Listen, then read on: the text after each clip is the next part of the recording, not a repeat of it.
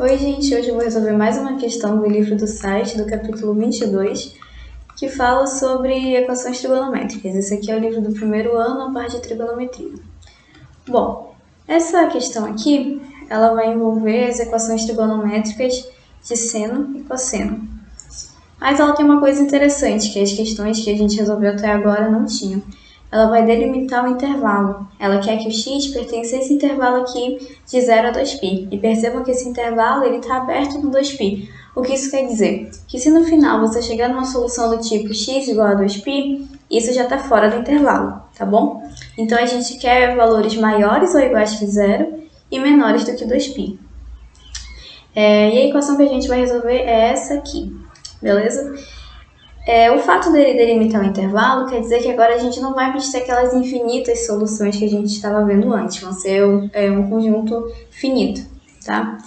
Bom, essa equação aqui ela é interessante porque eu tenho uma coisa que está sendo multiplicada por outra coisa e o resultado está dando 0. E o que isso quer dizer? Quer dizer que uma delas obrigatoriamente vai ser 0. Eu não sei qual é, então a gente vai ter que dividir em dois casos. O primeiro caso é quando essa parcela aqui, ó, o 2 seno ao quadrado de x menos 1 é igual a 0. Bom, e a gente vai tentar isolar esse seno de x, né? O que a gente pode fazer? Primeiro jogar esse menos 1 para lá, então fica 2 seno ao quadrado de x, que é igual a 1. Agora eu posso passar esse 2 dividindo, então seno ao quadrado de x, que é igual a 1 meio. E agora eu tiro a raiz, então vai ficar o seno de x. E aqui tem que ter cuidado que quando eu for extrair a raiz quadrada, eu tenho esse valor positivo, mas eu tenho um valor negativo também, né? Porque quando eu faço caminho inverso, tanto o mais raiz de 1 meio dá 1 meio, quanto o menos raiz de 1 meio dá 1 meio também, quando eu levo ao quadrado. Então eu tenho que considerar o caso positivo e o caso negativo. Bom, mas o que é isso? Tirar a raiz de uma fração é a mesma coisa que você tirar a raiz do numerador e tirar a raiz do denominador. Isso aqui vai ser igual ao quê? Mais ou menos, raiz quadrada de 1 é 1, e a raiz de 2 eu não sei quem é. E aí você vai ter que fazer aquele processo de racionalização, né? Porque você tem ali uma raiz no denominador. Então, racionalizando isso, como é que a gente faz? Tem que multiplicar tanto o numerador quanto o denominador por esse que está aqui embaixo, né? Então, vou multiplicar em cima e embaixo por raiz de 2. E aí, olha o que vai acontecer. Eu vou ter aqui o seno de x, ele vai ter que ser igual a mais ou menos 1 vezes raiz de 2 da raiz de 2. Raiz de 2 vezes raiz de 2 é 2. Então, eu tenho esses dois casos dentro desse meu caso. Ou o seno de x é igual a raiz de 2 sobre 2, ou o seno de x vai ser igual a menos raiz de 2 sobre 2. Mas aí lembra que eu estou delimitando o meu intervalo. Eu quero só o intervalo de 0 a 2π. Ou seja, eu vou analisar aqui meu ciclo trigonométrico e eu vou pegar só uma volta. A gente sabe um cara que tem um seno igual a raiz de 2 sobre 2, né? É o ângulo de 45 graus. Eu tenho que o seno de 45 graus é a raiz de 2 sobre 2. E o ângulo de 45 graus a gente representa em radiano por π sobre 4.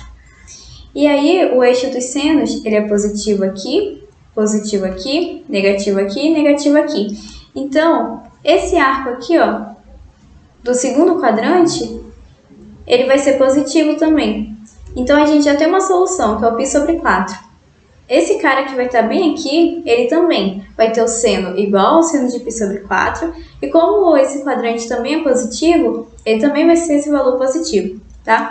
Mas quem é esse ângulo aqui? Bom, daqui para cá eu tenho o π sobre 4, né? Por simetria, você pode concluir isso. Se eu tivesse dado a volta completa, na verdade a meia volta, né? Seria π. Mas eu parei antes, né? Então foi π menos esse pedaço, que é π sobre 4.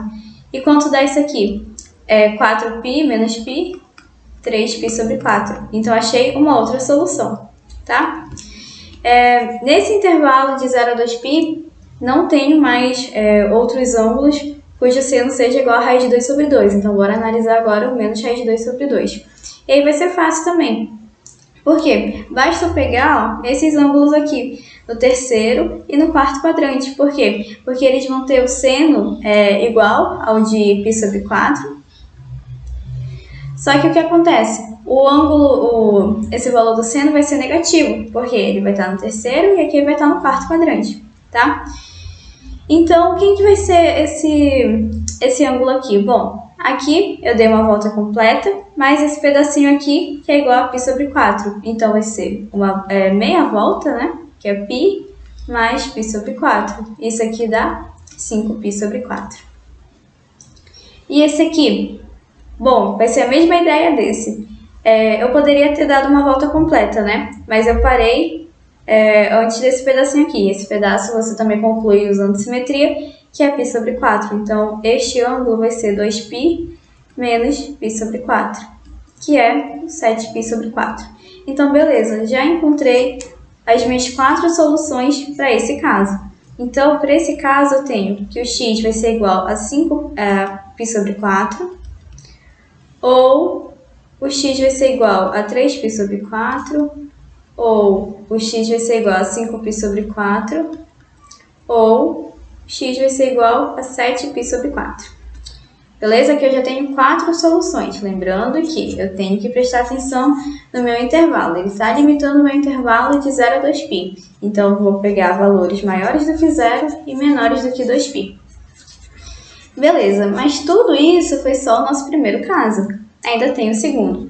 Qual é o segundo caso? É quando este carinha aqui foi igual a 0. Ou seja, quando 4 cosseno de x menos 2 foi igual a 0. E aí, esse vai ser bem mais tranquilo.